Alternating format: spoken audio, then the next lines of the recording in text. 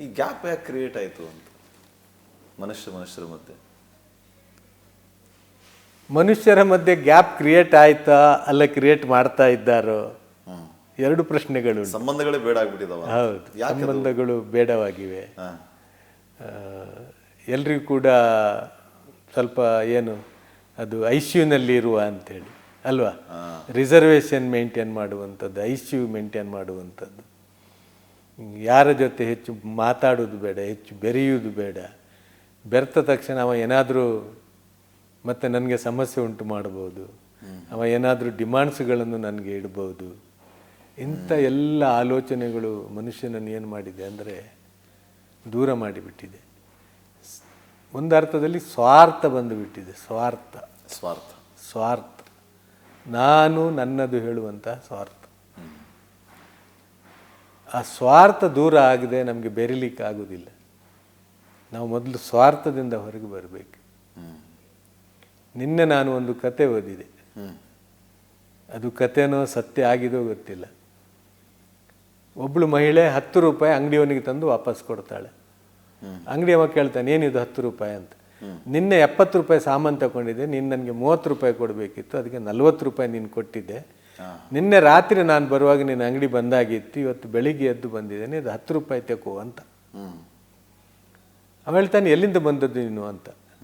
ಮತ್ತೆ ನೋಡಿದ್ರೆ 7 ಕಿಲೋಮೀಟರ್ ನಡೆದುಕೊಂಡು ಬಂದಿದ್ದಾಳೆ. 10 ರೂಪಾಯಿ ವಾಪಸ್ ಕೊಡಲಿಕ್ಕೆ 2 ಬಾರಿ ಬಂದಿದ್ದಾಳೆ. ಸೊ ಇವನಿಗೆ ಜ್ಞಾನೋದಯವಾಗ್ತದೆ, ಅಂಗಡಿಯವನಿಗೆ. ಇವನ ಹತ್ರ ಯಾರದ್ದೋ 300 ರೂಪಾಯಿ ಬಾಕಿ ಉಳಿದಿತ್ತು.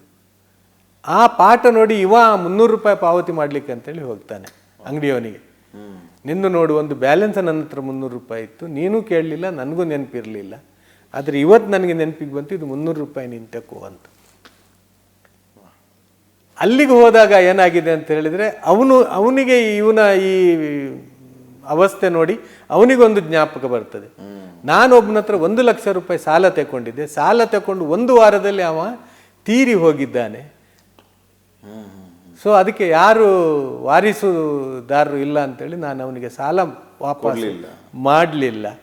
ಬಟ್ ನಾನು ಇವತ್ತು ಆ ಸಾಲ ವಾಪಸ್ ಮಾಡಲಿಕ್ಕೆ ಹೋಗ್ತೇನೆ ಅಂತ.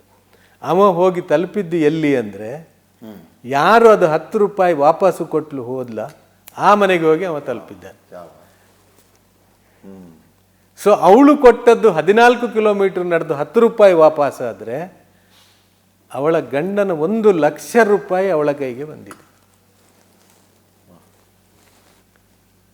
ಸೊ ನಾನು ಮಾಡಿದ ಖರ್ಚು ನನಗೆ ಅದು ವಾಪಸ್ಸು ಬರ್ತದೆ. ಇಂಥ ಒಂದು ವ್ಯವಸ್ಥೆ ಈ ಜಗತ್ತಿನಲ್ಲಿ ಉಂಟು. ನಾನು ಯಾರಿಗಾದರೂ ನೀಡಿದರೆ ಅದಕ್ಕೆ ನನಗೆ ಪ್ರತಿಯಾಗಿ ನನಗೆ ಅದಕ್ಕಿಂತ ಜಾಸ್ತಿ ಸಿಗ್ತದೆ ಹೇಳುವಂತಹ ಈ ಸತ್ಯಗಳು, ಈ ವಾಸ್ತವಿಕತೆಗಳು ಈ ಸಮಾಜದಲ್ಲಿ ಕಾಣೆಯಾಗಿದೆ. ದೈವಿಕ ಮಾರ್ಗದರ್ಶನ ಹೇಳ್ತಾರೆ, ದೈವಿಕ ಮಾರ್ಗದರ್ಶನ. ಸೊ ಅದು ಈ ಸಮಾಜದಲ್ಲಿ ಇಲ್ಲ. ಒಬ್ಬ ದೇವನಿದ್ದಾನೆ, ನನ್ನನ್ನು ಸೃಷ್ಟಿಸಿದವನು, ಈ ಜಗತ್ತನ್ನು ಸೃಷ್ಟಿಸಿದವನೊಬ್ಬನಿದ್ದಾನೆ, ಅವನು ನೋಡ್ತಾ ಇದ್ದಾನೆ ಹೇಳುವಂತಹ ಪ್ರಜ್ಞೆ ಜಾಗೃತವಾಗಬೇಕು. ನಾನು ಯಾರು ಅಂತ ಮೊದಲು ನಾನು ತಿಳಿದುಕೊಳ್ಬೇಕು. ನಾನು ಬೇರೆಯವರನ್ನು ತಿಳಿತಾ ಇದ್ದೇನೆ, ಅವ ಯಾರು, ಇವ ಯಾರು, ಇವ ಹೇಗೆ, ಅವ ಹೇಗೆ ಅಂತ. ನಾನು ಹೇಗೆ, ನಾನು ಯಾರು, ಇದು ಬಂದು ಬರಬೇಕು ಸಮಾಜದಲ್ಲಿ. ಭಾಳ ಅದ್ಭುತವಾಗಿ ಹೇಳಿದ್ರಿ. ನನಗೆ ಈ ವಿಚಾರಗಳ ಮಧ್ಯೆ ನನಗೆ ಕಾಡುವಂಥ ಪ್ರಶ್ನೆ, ಈ ಸಂಘರ್ಷದ ಮಧ್ಯೆ ಸಾಮರಸ್ಯ ಅನ್ನುವಂಥದ್ದು ಕಾಣೆ ಆಗ್ತಾ ಇದೆ. ಈ ಸಾಮರಸ್ಯ ನಮ್ಮಲ್ಲಿ ಮತ್ತೆ ಇದೇ, ನಮ್ಮ ಮಧ್ಯೆನೇ ಇದೆ. ಅದು ನೀವು ಹೇಳಿದ್ರಲ್ಲ, ನನ್ನನ್ನು ನಾನು ಹುಡುಕೋಬೇಕು. ಸಮಾಜದ ಮಧ್ಯೆ, ಸಮುದಾಯದ ಮಧ್ಯೆ, ಮನೆಗಳ ಮಧ್ಯೆ ಆ ಬಾಂಧವ್ಯ ಸೃಷ್ಟಿಯಾದಾಗ ಸಾಮರಸ್ಯ ತಾನೇ ಬರುತ್ತೆ ಅಂತ. ಬಟ್ ಆ ಸಾಮರಸ್ಯನೇ ಕಾಣೆಯಾಗಿದೆ ಸರ್. ಹೇಗೆ ಅದನ್ನು ಹುಡುಕೋದು ಸಾಮರಸ್ಯನ? ಸಾಮರಸ್ಯದಿಂದ ನಾವು ಜೀವನ ಮಾಡಬೇಕು ಅಂತಂದ್ರೆ ನಿಮ್ಮ ಸಂದೇಶ, ಸಲಹೆ ಏನು? ನೋಡಿ, ಮೊದಲು ನಾನು ನನ್ನನ್ನು ಪ್ರೀತಿಸಬೇಕು. ನಾನು ಮೊದಲು ಪ್ರೀತಿಸಬೇಕು. ನಾನು ನನ್ನನ್ನು ಪ್ರೀತಿಸ್ತಾ ಇದ್ದೇನಾ ಅಂತ ಪ್ರಶ್ನೆ ಬಹಳ ಕಠಿಣ ಇದೆ. ಪ್ರಶ್ನೆ, ನನ್ನನ್ನು ನಾನು ಪ್ರೀತಿಸುವುದಂದರೆ ಹೇಗೆ? ನಾನು ಬೆಳಿಗ್ಗೆ ಸ್ನಾನ ಮಾಡ್ತೇನೆ, ತಲೆ ಬಾಚ್ತೇನೆ, ಎಲ್ಲ ಅಂದ ಚಂದ ಎಲ್ಲ ನೋಡ್ತೇನೆ, ಅಷ್ಟು ಸಾಕ? ಅದು ಬಾಹ್ಯ ಸೌಂದರ್ಯ. ಬಾಹ್ಯ ಸೌಂದರ್ಯ ಆಯಿತು. ಒಳಗಿನದ್ದು ಹೇಗಿದೆ ನಂದು? ಒಳಗೆ ನನ್ನ ಒಂದು ಕಬಾಟ್ ಇದೆ ಅಲ್ಲ, ಒಂದು ಚಿಕ್ಕ ಕಬಾಟು. ಅದರಲ್ಲಿ ನಾನು ಏನು ಇಡ್ತಾ ಇದ್ದೇನೆ? ನನ್ನ ಮನೆಯಲ್ಲಿ ಒಂದು ಕಬಾಟಿದೆ. ಆ ಕಬಾಟು ಯಾಕಾಗಿ ನಾನು ತಂದಿದ್ದೇನೆ ಹೇಳಿದರೆ, ಅದರಲ್ಲಿ ಬೆಲೆ ಬಾಳುವ ವಸ್ತುಗಳನ್ನು ಇಡಬೇಕು ಅಂತೇಳಿ ನಾನು ತಂದಿದ್ದೇನೆ.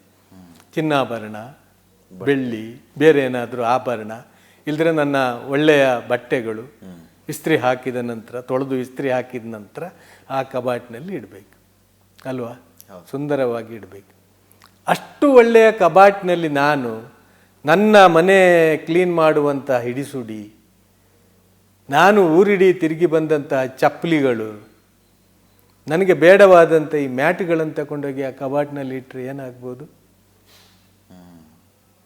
ಇವತ್ತು ಅದೇ ಆಗ್ತಾ ಇರುವಂಥದ್ದು. ನನ್ನ ಕಬಾಟಿದೆ ಅಲ್ಲ, ನನ್ನ ಒಂದು ಮುಷ್ಟಿ ಹೃದಯ ಇದೆ ಅಲ್ಲ, ಅದರಲ್ಲಿ ಸ್ವಚ್ಛತೆ ಇಲ್ಲ,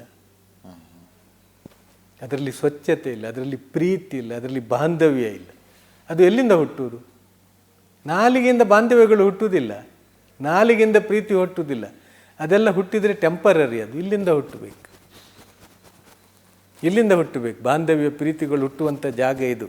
ಹೃದಯ ಅಂತೇಳಿ ಹೇಳಲಾಯಿತು ಅದಕ್ಕೆ, ಕಲ್ಬ್ ಅಂತೇಳಿ ಹೇಳಲಾಯಿತು ಅದಕ್ಕೆ. ಅಲ್ಲಿಂದ ಹುಟ್ಟುವಂಥದ್ದು ಅದು.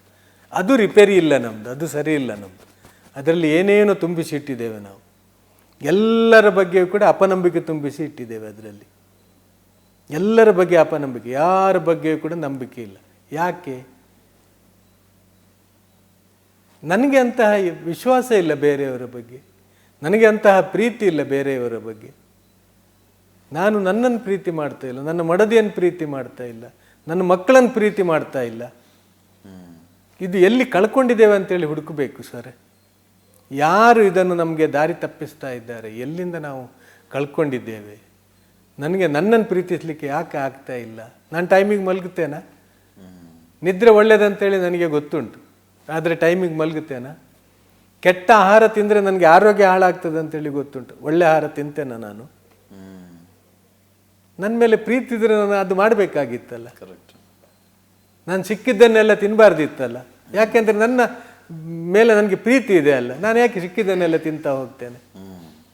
ನಾನು ಬೇಡದಿದ್ದದನ್ನು ತಿನ್ನಬಾರ್ದಲ್ಲ. ನನ್ನ ಹೃದಯದಲ್ಲಿ ಬೇರೆಯವರ ಬಗ್ಗೆ ದ್ವೇಷ, ಬೇರೆಯವರ ಬಗ್ಗೆ ಕೋಪ, ಬೇರೆಯವರ ಬಗ್ಗೆ ತಾತ್ಸಾರ, ಬೇರೆಯವರ ಬಗ್ಗೆ ಕೀಳರಿಮೆ ಇದ್ದರೆ ನನ್ನ ಹೃದಯ ಹಾಳಾಗ್ತದೆ ಅಂತೇಳಿ ನನಗೆ ಗೊತ್ತುಂಟಲ್ಲ, ಮತ್ತೆ ಯಾಕೆ ಅದನ್ನು ತುಂಬಿಸ್ತೇನೆ ನಾನು? ನನಗೆ ಯಾರು ಹೇಳ್ತಾರೆ ನೀನು ಅದನ್ನು ತುಂಬಿಸಿಡಬೇಕು ಅಂತೇಳಿ? ಅಷ್ಟು ಬುದ್ಧಿಮಾಂದ್ಯನ ನಾನು?